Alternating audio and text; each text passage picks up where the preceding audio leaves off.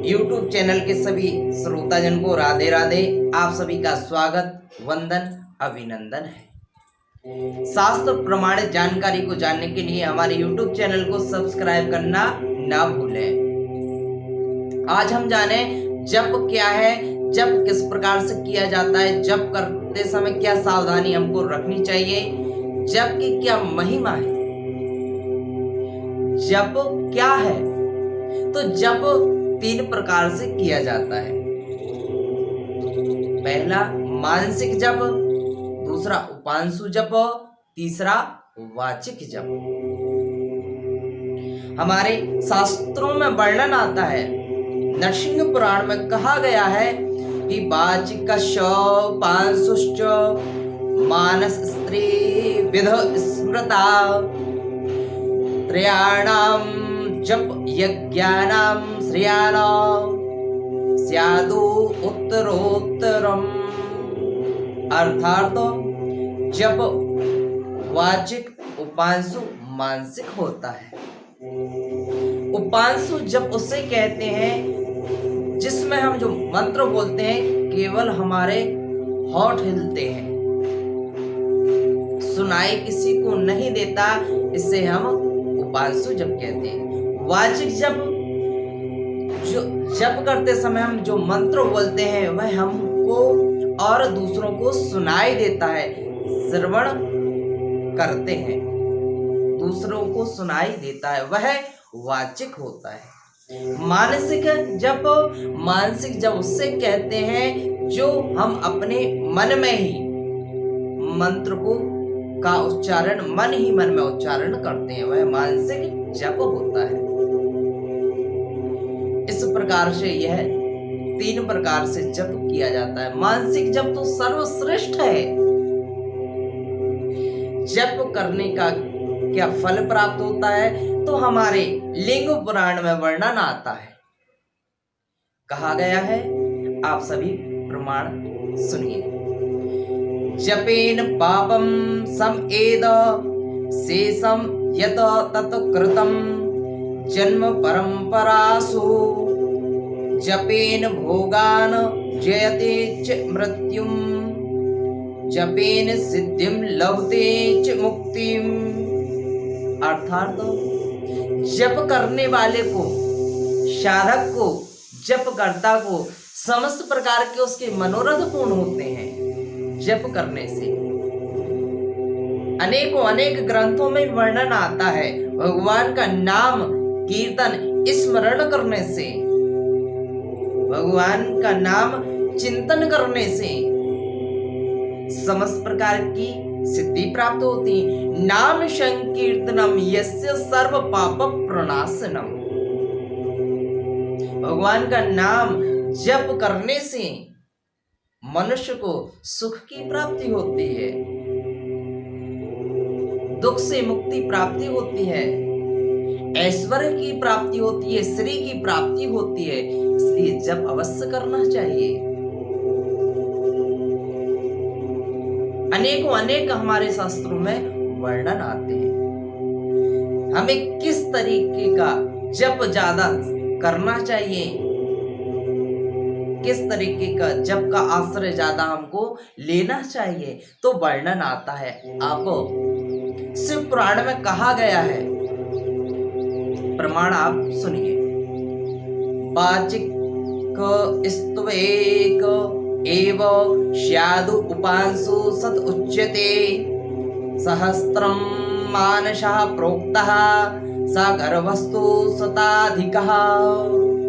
अर्थात वाचिक जप जो होता है वह 1 गुना फल प्रदान करता है, उपांशु जप जो होता है वो 100 गुना फल प्रदान करता है, मानसिक जप सहस्त्र गुना फल प्रदान करता है। तो हमको ज्यादा मानसिक जप करना चाहिए। हाँ, यह बात का भी आप ध्यान रखें, यदि आप माला से जप करते हैं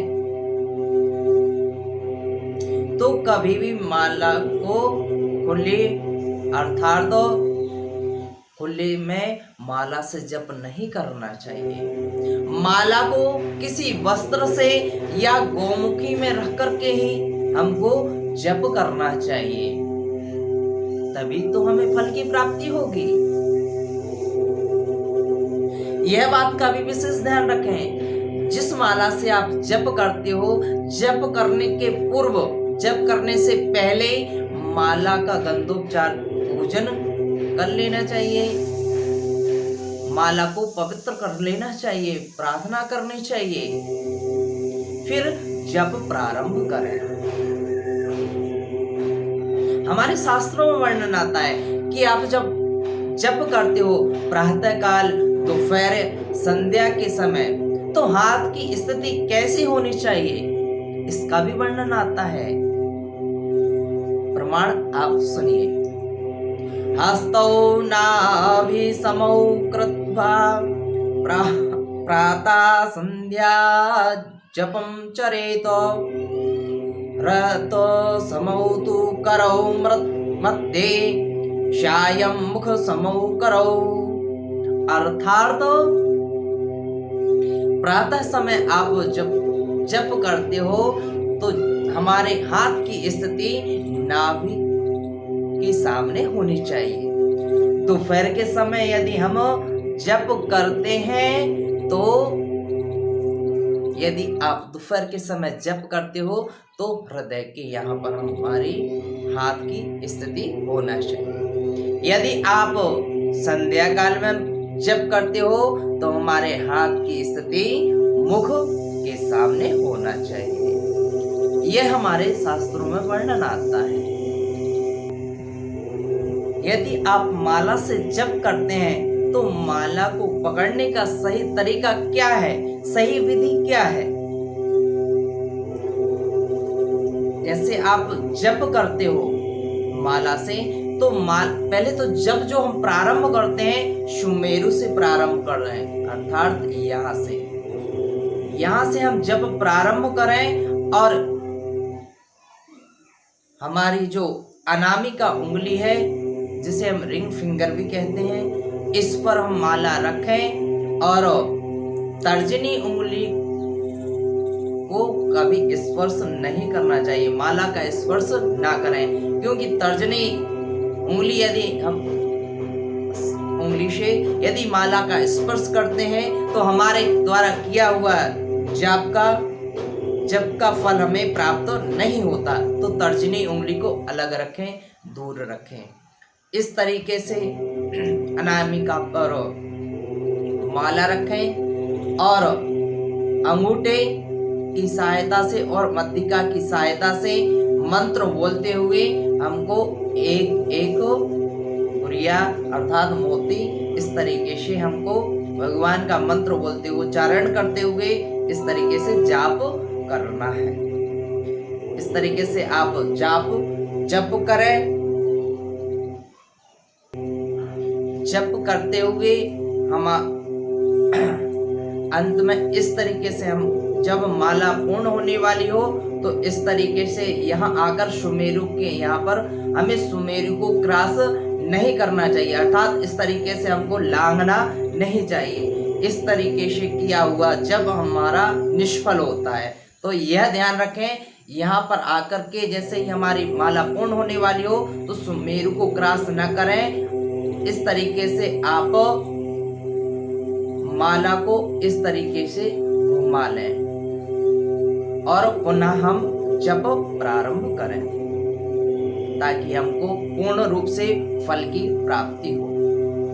यह ध्यान रखें। और माला को हम किसी वस्त्र या गोमुखी में रख करके हम जप करें और तर्जनी उंगली का स्पर्श ना करें, माला से दूर रखें। यदि हम गोमुखी में रख करके जप करते हैं तो इस तरीके से यह तर्जनी द्वार कहलाता है। गोमुखी में इस तरीके से अंगुली तर्जनी बाहर निकाल लें ताकि माला का स्पर्श ना हो सके। इस तरीके से हम भगवान का नाम मंत्र उच्चारण करते हुए जप हमें करना चाहिए। और यह बात का विशेष ध्यान रखें, जैसे ही हम जप पूर्ण हो जाए, जप के पूर्ण होने के बाद जैसे हम उठने लगे तो उठने से पहले आपको जल पृथ्वी पर डालना है